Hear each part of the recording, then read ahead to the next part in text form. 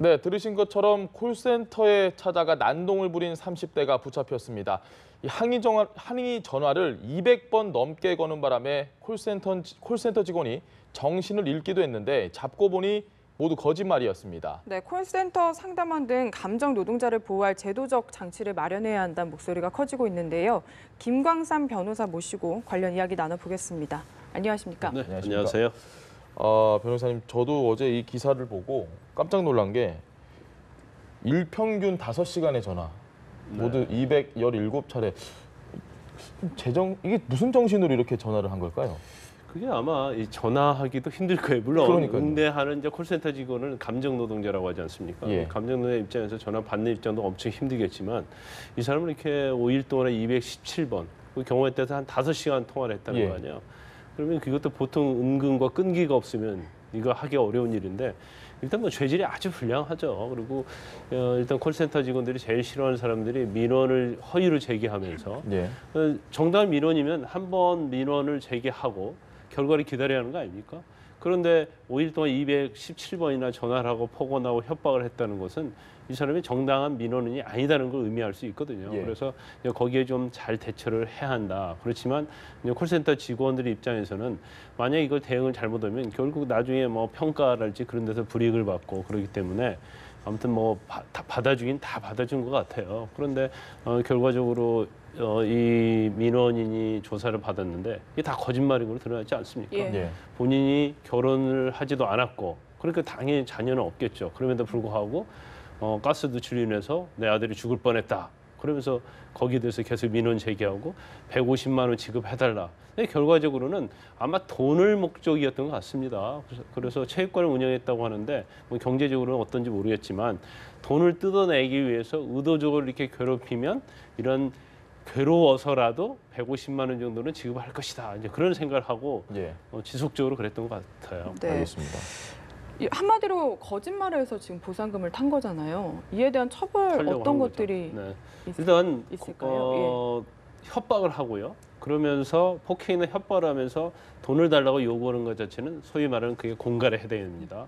그래서 이 사람은 이제 공갈을 계속했지만 돈은 못 받아냈죠. 그러니까 예. 공갈 미수고요.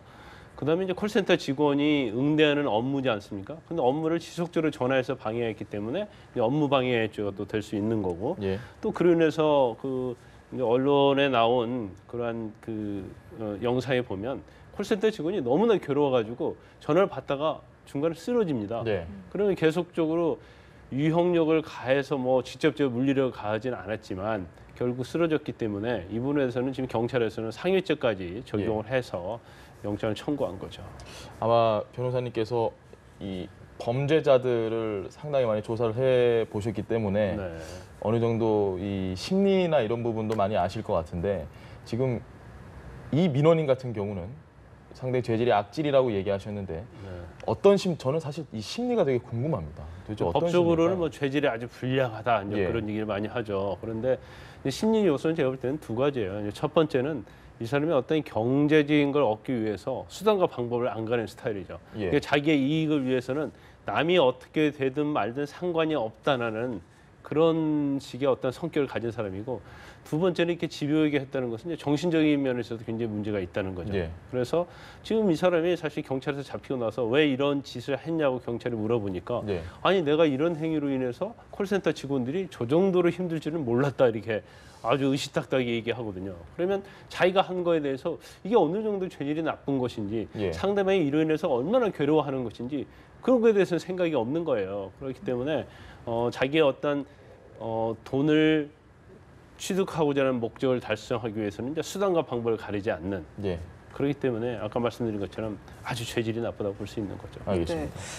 이번 사례도 그렇지만 사실은 감정 노동자에 대한 뭔가 폭언이나 협박 이런 이야기들이 어제 오늘 나온 얘기는 아니거든요. 네. 이에 대한 뭔가 법적인 대책이 필요하지 않을까요? 일단 뭐 콜센터 같은 경우에는 이제 대응 매뉴얼이 다 있습니다. 그래서 대응 매뉴얼에 의해서 대응을 해요. 그렇지만 그 대응 매뉴얼이라는 것은 일반적인 이제 악성 민원인을 상대로 하는 것이지 이 정도까지 악성 민원인을 염두에 두지 않을 가능성이 크다는 거죠. 예. 그래서 콜센터도 사실은 대응을 하면서 다 녹취를 하거든요. 그런데 중요한 부분은 결국 악성 민원인을 어떻게 대하는 것도 중요하지만 그게 어떤 도를 넘는 경우에는 즉각 법적 처리를 하는 게 굉장히 중요하다고 봐요. 그래서 물론 이제 서비스를 하는 입장에서는 그 부분이 쉽지 않습니다. 왜냐하면 거기에 대해서 법적 대응을 너무 강하게 하다 보면 이제 고객의 불만을 사게 되고 경우에 따라서는 고객이 정당한 민원임에도 불구하고 이 부분을 법적 처리하게 되면 안 되는 거거든요. 그래서 대응 매뉴얼에도 다 나와 있겠지만 도를 넘는 그러한 악성 민원인의 민원에 대해서는 즉각적인 법적 처리를 하는 게 맞고요. 또 뭐 사실 이런 문제가 날 때마다 어떤 형량을 강화시키는 것이 꼭 만사는 아니지만 일반적으로 이제 콜센터 악성 민원 같은 경우에는 그렇게 법적인 관행을 보면 죄질이 나쁜 걸 보지는 않아요. 왜냐하면 뭐 전화로 하고 좀 괴롭힌 거에 불과하다 그렇게 보기 때문에 그렇지만 그 부분에 대한 인식 전환도 좀 필요하다는 거죠. 그래서 이런 악성 민원인 같은 경우에 이제 아마 제가 이전에는 구속된 사례가 거의 없는 걸로 알고 있는데 좀 엄벌하는 것도 상당히 효과 있다고 봅니다. 그러면 대부분 그냥 벌금형 정도에서 마무리가 되는 게 전례였던 건가요? 그렇죠. 뭐 그렇게 뭐 실질적으로 끼친 해악이 많지 않다고 보고 벌금형, 가버형 벌금형 뭐 몇십만 원, 뭐 돈 100만 원 정도의 벌금형으로 처리되는 경우가 상당히 많죠. 알겠습니다. 저희가 그러면 주제를 조금 바꿔서 다른 이야기를 한번 해보시죠. 이 전북 고창에서 맹견 엄청나게 사나운 개 4마리가 40대 부부를 습격을 해서 뭐 제가 듣기로는 살점이 뜯어져 나갈 정도로 강하게 물었다. 근데 그 맹견 주인이 결국 구속이 됐습니다. 상당히 이례적인 일인 것 같은데. 일반적으로 과실치상이라고 합니다. 그러니까 어떠한 주의력을 태만히 해서 일반적으로 요구되는 그러한 개 주인으로서 어떠한 주의력을 태만히 해서 상대방이 어떤 상해를 입게 되면 우리가 그걸 과실치상이라고 얘기를 해요. 그래서 과실치상은 사실 뭐 아까 우리 악성 민원인처럼 그렇게 형이 무겁지 않고요. 그다음에 처벌도 강하게 하지 않아요. 그런데 이번 사안은 좀 다른 면이 있는 것 같아요. 일단 맹견 2마리, 이제 사냥개죠. 사냥개 2마리가 두 부부를 물었는데 굉장히 하나는 뭐 굉장히 이빨짝도 나고 부부 중에 한 분은 오른쪽 팔이 살찐까지 떨어졌거든요. 그러면 굉장히 사안이 중대하다 볼 수 있는 거죠. 과실치상치고. 근데 여기서 더 중요한 것은 이 사냥개 주인이 만약 물렸으면 가서 적극적으로 말려야잖아요. 그 개는 주인 말을 잘 들을 거 아니에요.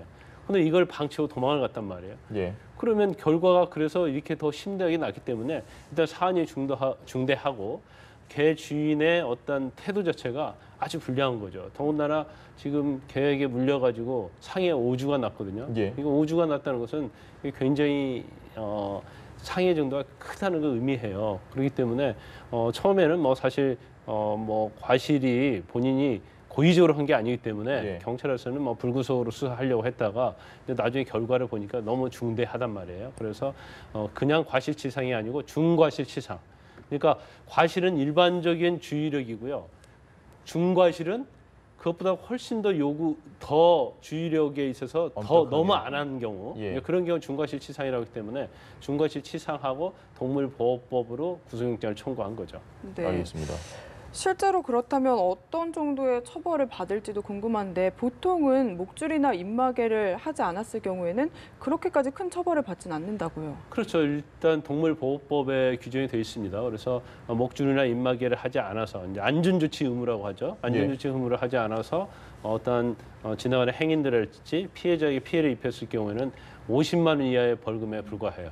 그러니까 아무리 개에게 다쳐도 동물보호법에 의하면 50만 원 이하의 벌금에 불과하고 또 형법상 또 처벌할 수 있습니다. 아까 제가 말씀드린 것처럼 과실치상죄에 의해서 처벌할 수가 있는데 이건 500만 원 이하의 벌금밖에 안 돼요. 그래서 이전에 사례를 쭉 보면 개에게 물렸는데 그 개에 대해서 안전조치를 의무하지 않은 경우 서울이 한 경우에는 대부분이 벌금 뭐 200만 원, 300만 원에서 끝나고 말았거든요. 그래서 이 부분에 대해서도 뭐 이걸 또 형을 또 뭐 중하게 처벌해야 한다. 그건 제가 볼 때는 무리라고 봅니다. 단지 안전조치 의무 규정을 좀 강화를 해야 할 필요가 있고 특히 이제 맹견 같은 경우에는요 국가마다 좀 굉장히 다릅니다. 맹견은 이제 종류가 있거든요. 근데 맹견 중에서도 아주 제일 싸나운 형 같은 경우에 영국 같은 데서는 개인이 소유하지 못하도록 돼 있어요. 그리고 맹견을 소유하려고 하면 보험도 들어야 하고요. 아니면 맹견에 대한 소지할 수 있는 면허를 또 발급해요. 허가제 같이 그렇게. 그렇죠. 그래서 면허를 어떤 식으로 하냐면 교육을 다 받아야 하고요. 또 맹견 자체도 훈련을 받아야 하고 또 그런 식으로 굉장히 강하게 돼 있고 제일 이제 강하게 되는 나라가 영국이거든요.